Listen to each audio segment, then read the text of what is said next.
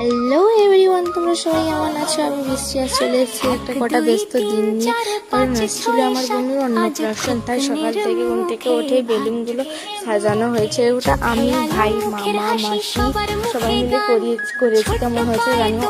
সবার শরীরটা এত ভালো না হলে আমাদের আরও অনেক কিছু করার মন ছিল। আর এখানে আমি বসে বসে বেলুন ফোলাচ্ছিলাম, কোনো কাজ ছিল নিতে।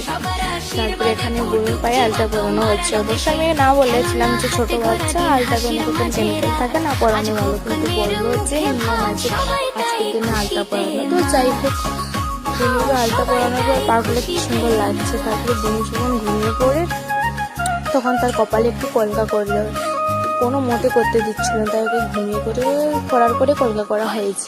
তারপরে এখানে বোন খাবে বলে সব কিছু খাবার টাবার রেডি করে তাহলে তারপর দাদি বোন খাইয়েছে, কারণ ঠাকুমার হাতেই প্রথম ভাত খেতে হয়। তারপর বোনের ভাত খাবার পরে আমি খেয়ে নিয়েছি।